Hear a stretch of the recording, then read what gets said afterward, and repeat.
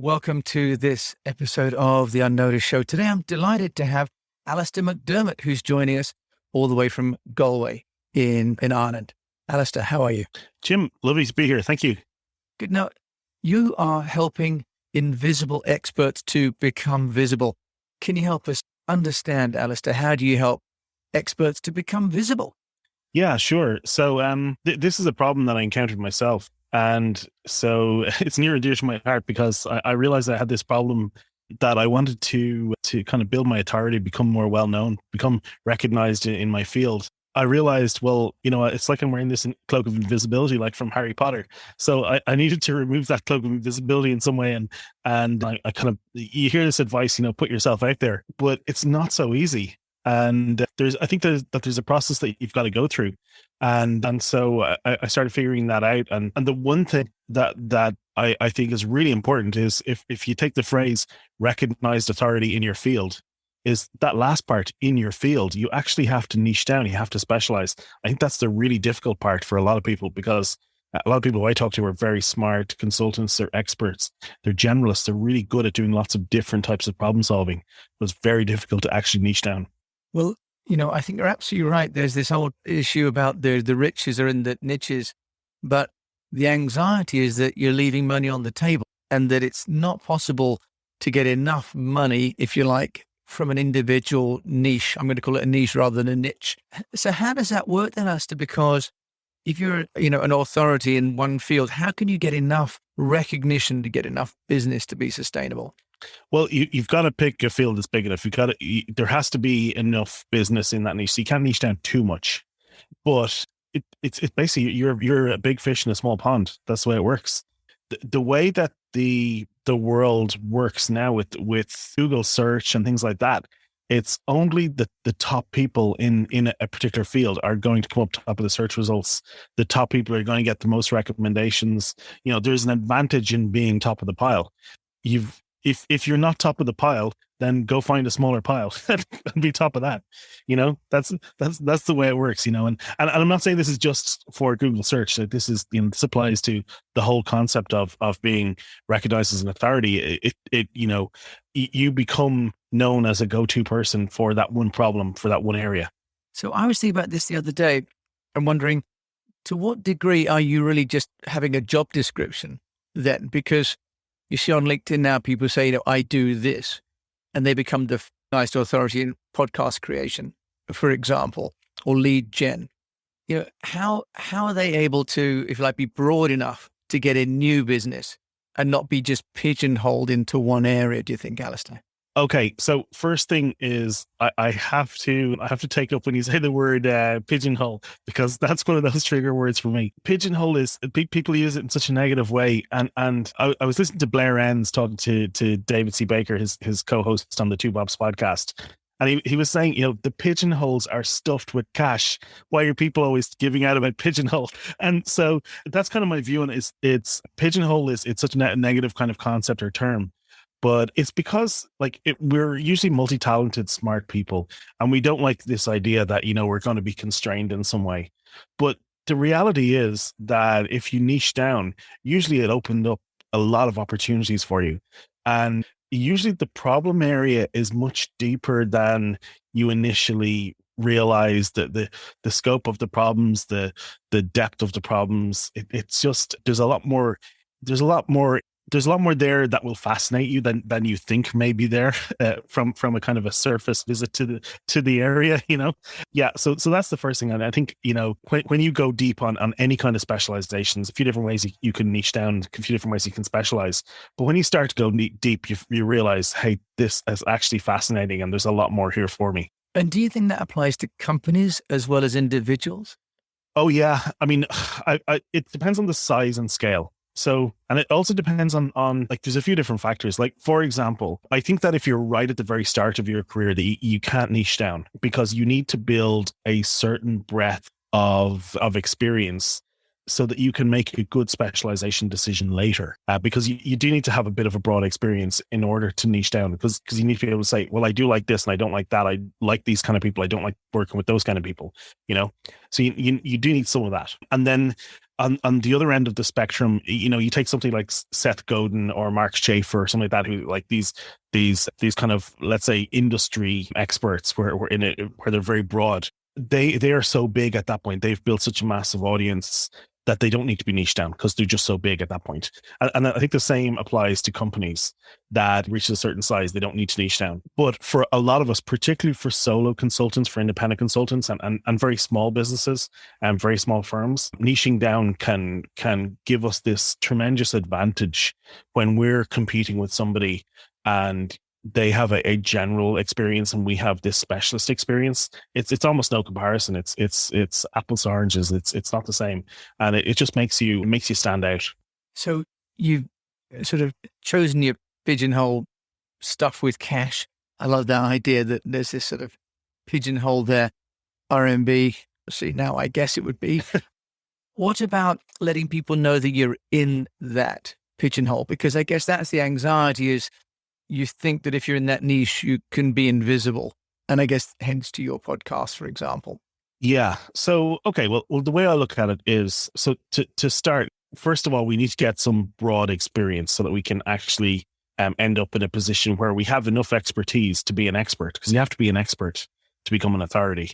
So you have to have truly developed some expertise, and it's usually quite broad. And then what you need to do at that point, and when I say you need to, if you want to choose this journey of authority, you need to do this. You don't need to do this if you don't want to become an authority. But if you do want to become an authority, then you do have to pick a field. It just goes along with it. I don't think it's possible to be an authority without being an authority in a specific area. It just doesn't make sense. Yeah, and there are these people, you see people who seem to be generalists, but usually they're not really generalists. That they are specialists in some particular area. Like Gary Vaynerchuk is an example, and he will answer questions in a very authoritative manner on a whole range of topics.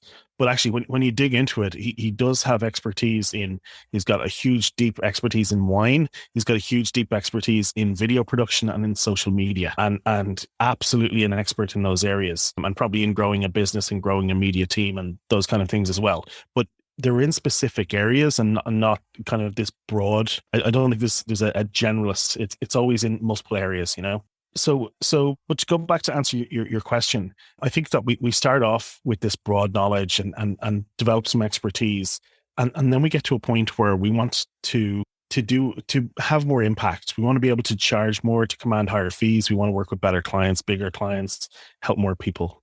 And for some people, that journey to authority is the route forward. For other people, they go different ways. Other people build out their referral network, and they go to, they do a lot of networking and things like that, and that's their route forward. And in fact, I did some research. I surveyed over 1,000 consultants, and what I found was that referrals were the number one source of business for about 95 to 99% of consulting businesses and B2B businesses. And that wasn't just at the small consulting firm stage. That was from 1 to 10, firms size 11 to 50, and firms size 51 to 200. When I surveyed, they all said that referrals networking was the number one source. So that really fascinated me when I saw that. That's a bit alarming, isn't it? That so many people rely actually just on points of contact, rather than inbound marketing, for example, Alistair. This was what led me down this road of examining this in more detail, because I found that so fascinating. And there's a certain point where networking doesn't scale anymore. And in particular, like now, when it's hard to run networking events and go to networking events and to travel, you want to have something else. And so my preferred route forward is, and I'm a little bit more of an introvert. I like to create content. I like to write. I like to, record YouTube videos and podcasts and things like that. This is as extroverted as I get. And so that's what this kind of route to authority gives you is the ability to do this inbound marketing. So inbound marketing is content marketing or authority marketing or education marketing. And that's what you're doing. You're educating your clients about the problem and the solution to their problem and building your authority with that. So I think that's a great way to start to look at how you do that, Alistair. So you make that sound kind of easy. How can an entrepreneur then build that out from a practical point of view? And I know you've also done some research into how people sound and look, and that making a difference too. So can we just talk about how you get to being from, being at home on Zoom to sounding and looking like an authority? Because it's not a simple path, is it? Yeah. Okay. So I may make that sound easy or make it sound simple, but it's not easy. And I'm speaking to you. I just put up a video on LinkedIn yesterday where I looked back over about 15 years of my LinkedIn or sorry, of my YouTube video history. And I look back at some of the older videos and it's cringeworthy. I don't actually recognize myself. It's so bad. And it's you can have a look at that if you check out my LinkedIn or my YouTube. And that video is called Putting in the Reps. And it's getting some experience. You have to start. You don't learn to swim by reading books about swimming. You actually have to get in the pool. And so you have to start. And particularly like the route to authority, one part of that is you have to demonstrate your expertise, which effectively means publishing, which means talking, speaking and writing in public. You have to expose your ideas and your thoughts to the public, and you have to do that in there's lots of different modes and methods that you can use. We like podcasts, the two of us. I'm starting to get more into YouTube and into video, and some people would prefer to write blog posts. Seth Godin has been writing a blog post every day for decades. So there's lots of different ways to do it, but you do have to start. And if you look back at anybody's start, their first stuff, it is, you look back and you go, okay, that didn't look great, but they kept doing it. For example, if I go back to Gary Vaynerchuk, if you look at some of his videos from Wine Library TV from, the first year or two that he did it, it's amateur looking, but he's still worth 200 million today, so it's not easy. It is simple. You have to start somewhere, pick a niche and start, one thing I would suggest is start to do some deep research into that niche, into that specialization. Start to dig more into the problem, talk to a lot of clients in that area and start to look for patterns and start to learn more about that problem than anybody else. Because this is the thing that the specialization will give you. It will give you a deeper understanding than other people have. Go back to David C. Baker. He wrote a book called The Business of Expertise. He is the co-host of the Two Bobs podcast, which is a great podcast to listen to. One thing that talks about is drop and give me 20, is this concept that if he's sitting beside somebody on a plane and they're a true expert in their niche, they should be able to tell him 20 things that would surprise him about that area that he wouldn't have known, being outside it. So can you, so the concept is, can you tell me 20 things? And by the way, I'm nowhere near 20 yet, but are there things that you have learned about your niche, about your specialization, that other people who are generalists might not know because they just haven't spent enough time in that area? So that's a good way of kind of benchmarking your progress. Yeah, I mean, perhaps we could even just start with 10 would be a good start, wouldn't it? So I think it'd be like with any long journey, right? You have to start with the beginning. Now, one of the things that you have written about also is about sounding good on your latest, LinkedIn post. Alistair, do you want to just talk about that? I've had Jimmy Cannon on the show, who's wonderful, talking about, voice and projection and breathing and so on. And I'm still trying to implement what he's taught. Can you share with us what you've learned about sounding authoritative? Right. Well, so I haven't done any of that kind of work, and maybe I should. But what I have done is I heard about a guy called Professor Norbert Schwartz from the University of Southern California. And I came across a study that he had done with some colleagues from Australia as well. But what they did was they took some high quality audio of some scientists and researchers speaking, and they took the original high quality and then they downgraded it several levels as well. And so they took the original and then they took the downgraded version, and they asked people to rate the quality of the researchers' work. They asked them to rate how likable they were, how intelligent they were. And what they found was that you are more likable, more intelligent sounding, and your work sounds more important when you have higher quality audio. They did the same test with video, the same results. And so what that says to me is that if you want to come across as an authority, you don't want to sound like you're kind of dialing in from a bathtub or something, you don't want to sound terrible audio quality. You want to work on that. And so I think there's a minimum bar that you should meet. And I think it's really important, and more important now for people when we're working remotely. It's a bit the same. I'm sure if we walk into a room wearing a nice suit, you get a certain level of respect. You're seen in a certain way. I'm sure there's some part of that. Now, I didn't ask Professor Schwartz about that, but I would imagine there's part of that to it as well. But some of it is from the cognitive of having to process and the difficulty in trying to hear what people are saying. So, for example, we're both wearing headphones right now, and that gives us better audio quality here on Zoom. Just a minute advantage over Zoom if we're not wearing headphones, but that's one thing that podcasters might do, for example, to get better quality.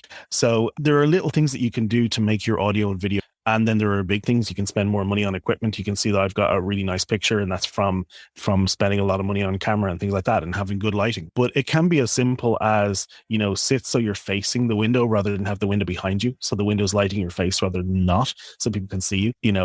Putting in, get a $20 or $30 LED light that will light you up. And that will make more difference than spending money on an expensive camera if you don't have good lighting, And then I would suggest spending, 100 quid, 200 quid on a good microphone. I think that makes a massive difference. Yeah, no, I think you're right. And I can turn off mine.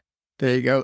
I just bought some lights the other day because I was kind of shocked at a video that I did with somebody. And I thought, oh, crikey, I sound and look like I'm in a dingy room, which is fine for the podcast, but terrible for the video. So as you say, as we would have in the past invested in a nice suit or a nice watch in Asia, people judge you by the watch that you wear. So minimum investment in the technology that you use to relate to people through the internet is really key, isn't it, Alistair? Really interesting survey, that. Yeah. And I think it probably, and I don't have evidence to back this up, but my guess is that this probably applies to people who are in jobs as well, who are doing remote calls with their team. Your boss might rank you as a better employee, or a potential employer might rate you as a better interviewer, a bit better interviewee than the next person. So you might get a job because you've got a better setup. I can imagine that that's going to become really important in the future. Yeah, no, I think that's also really, really important to get people to think about how they appear online. Do you think that is also then for businesses, Alistair, because we've been talking about the sort of invisible entrepreneur or expert. How do you think that translates when it's not a solopreneur, but an entrepreneur running a business with 10, 20, maybe 30 staff? Well, I think that if you've got staff who are making video sales calls, that they should have really good video equipment. I think you should seriously think about investing in that. I think that if you're making videos for YouTube and places like that you put a bit of effort into to looking good, I think it just makes sense. Yeah, it's a bit like, do you remember the Jetsons? Do you remember she used to not answer the door or the phone until she had her phone face? They were sort of 30 years ahead of the game. And how do you, Alistair, get yourself noticed? My final question for you as an entrepreneur yourself. Yeah. Well, so what I'm doing is, first of all, I started a podcast about 8 months ago. So we're now at episode 40. And that's released weekly. It's called The Recognized Authority. And it's about helping people on that journey to authority. So that's one thing I'm doing. I'm actually just finishing up on a training course that I'm doing with a company called Video Creators on YouTube, which is interesting because one aspect of creating videos for YouTube is, the actual recording of the video and the editing and all that part. But the other part is, what are YouTube? What do they want? And incorporating things like story and tension and things like that in your videos. And that's been really interesting. I'm kind of thinking about 3-act structures and creating tension and things like that. So blogging for the longest time, but that blogging wasn't effective until I niched down. That was actually the real problem that brought me to this whole area. Was I was trying to create a podcast, and I was writing lots of blog posts, and I was trying to plan a podcast. And so I started planning my podcast in 2014.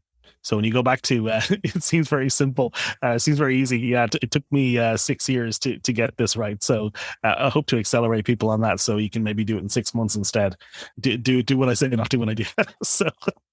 But Alistair, if people want to hear more about you and find out more about your podcast, how can they find you?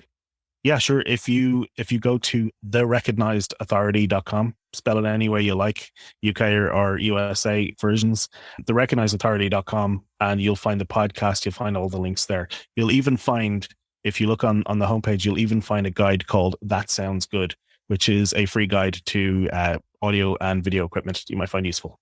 Alistair McDevitt, joining me all the way from Ireland. Thank you so much for joining me as an increasingly visible expert and authority that you are on the subject. Thank you. Thank you, Jim.